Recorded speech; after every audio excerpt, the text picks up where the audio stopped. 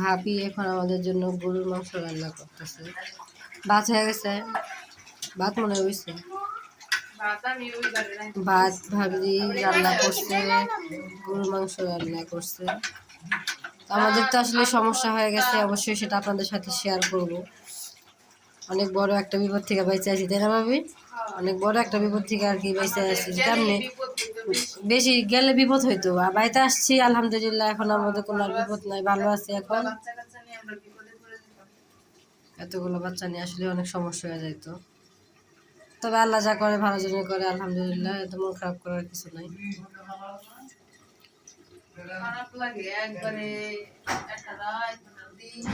হ্যাঁ, জার্নি কইরা তারপর বাচ্চারা জার্নি কইরা তারপর আবার ঘুরে আসলাম। এটা বাচ্চারা ওদের মন খারাপ হয়েছে, কিন্তু আমরা তো বুঝতেছি যে আসলে আমাদের সমস্যা হইতো, কিন্তু পোলাপান তো আর এটা বুঝতেছে না।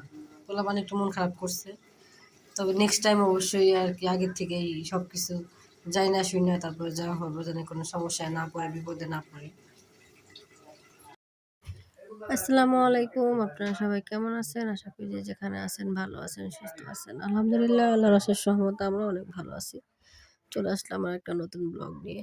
তো কি বলবো, কালকে আমরা অনেক বড় বিপদ থেকে বাইচে আসছি। আসলে আল্লাহ আমাদেরকে ভালোবাসে, যার কারণে আল্লাহ রহমত করছে যে আমার বাজাদের সে কষ্ট দিব না, মানে এরকম একটা অবস্থা।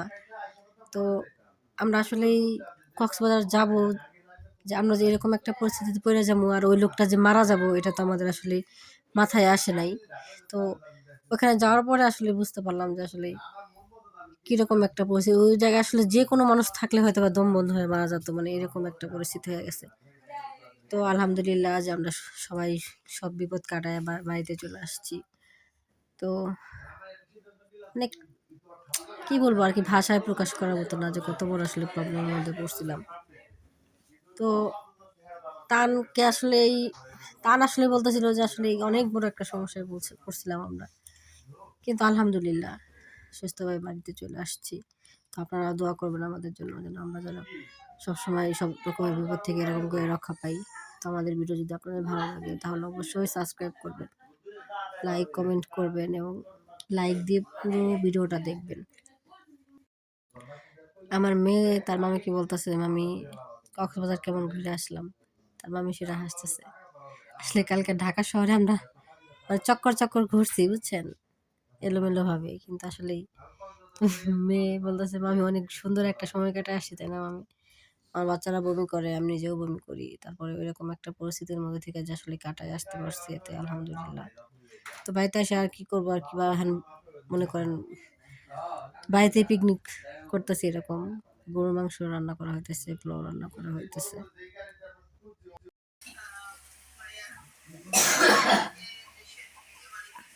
আমাদের এমনিতেও ভাত রান্না করা হয়েছে, তার মধ্যে আরো পোলাও রান্না করতেছে।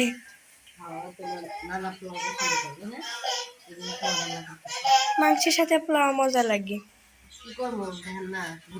ঘুরতে যেতে পারা হয় নাই বাড়িতে, না বাড়িতে আমরা পিকনিক খাইতেছি।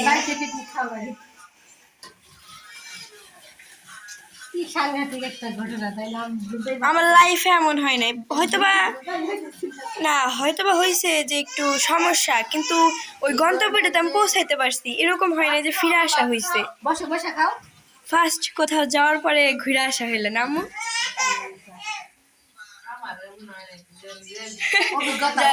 না না, একটা ইতিহাস থাকলো এই জিনিসটা। ডিসেম্বরের 18 তারিখ আমরা পুরা রাত জাগা হয়েছিল, আমাদের পুরা ফ্যামিলি, না একটা স্মৃতিময় জিনিস হয়ে গেল। হ্যাঁ, হবো হবো, এই ঘটনাটা ঘটছিল।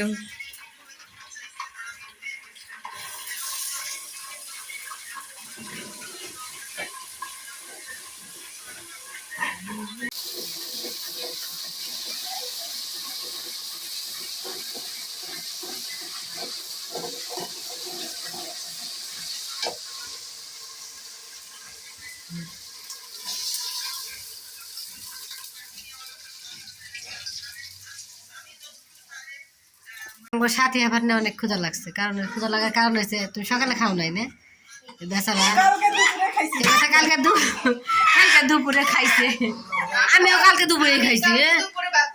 আমার ওই জায়গায় গাড়িতে সমস্যা হয়।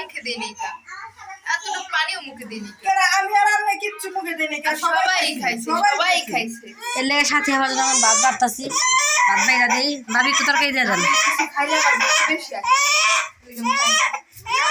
দেখ এই বাবু কান্না করো না, কান্না করো না।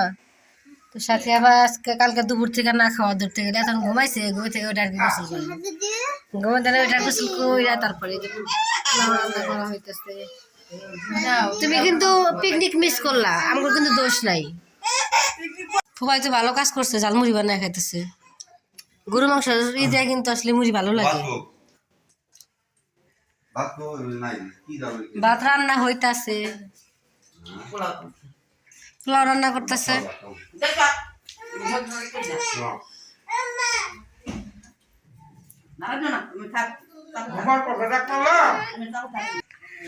তোমার সাথী খেলা মনে কক্সবাজার হোটেলে খাইতেছে, তুমি দেখছো গরুর মাংস দিয়া। বোনা তোমার ফিলিংসটা কি একটু বলো আমাদেরকে। সেই হেভি টান, হেভি হেভি লাগছে তোমার আন্টি, বুঝছো? হুম, একদম হাসা কথা। এমন একটা অবিশ্বাস্য ঘটনা ঘটে গেল, ইস মেনে নিতে পারতেছিলাম। কক্সবাজার তোমাদের এই শাহজাদি সবসময় কান্না করতেই থাকে আর কি, যে সবসময় আম্মা যখন কাজ করে ওই সময় বেশি কান্না করে। বাচ্চারা সবসময় মায়ের সঙ্গ চায় বেশি। যেহেতু আমরা মেহমান আসছি, মেহমান গেছি, আমাদের কোলেও আসতে চায় না শাহজাদি। তো ভাবির কষ্ট হয়ে গেছে, রান্নাও করতে হইতেছে, বাচ্চাও সামলাতে হইতেছে।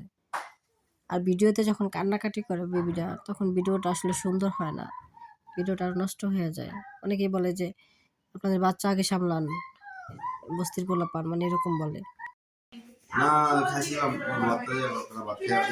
তুমি তো খাই যায় ঘুমাইছো, আর আমরা তো না খাই যায় ঘুমাইছি। না খাই আমি ঘুমাইছি, সাথী ঘুমাইছি, আমরা সবাই না খাই শুয়ে পড়ছে না রে।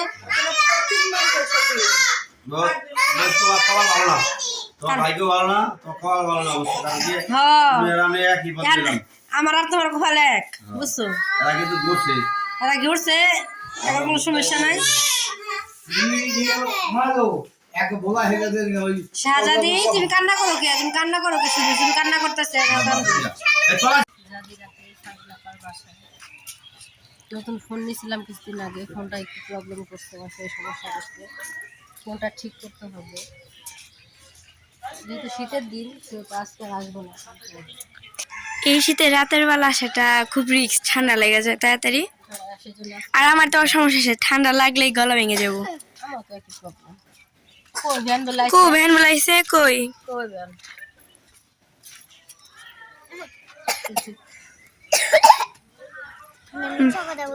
মামি বল, কই ভ্যান সেই ভ্যানের কথা কখন বলা হয়েছে? মানে মানে ছোট রাস্তা না, তার মধ্যে হলো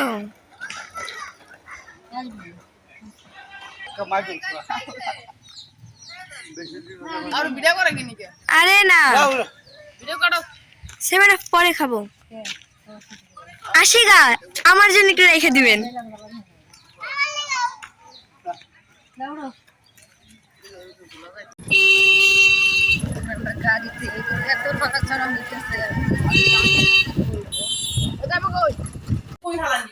আমরা এখন আর কি সাবিনা পাট বাসায় চলে আসছে মাত্র।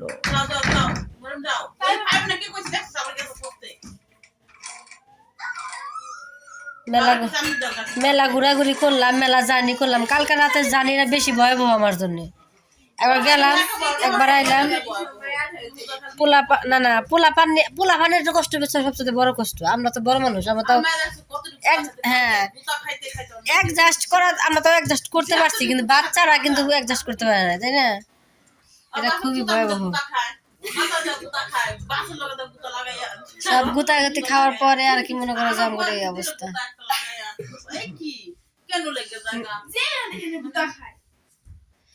তবে একটা জিনিস ভালো হয়েছে, ডাহাতি রাত্রে পাচ্ছি, ডাহাতি 100% ডাহাতি হইতো।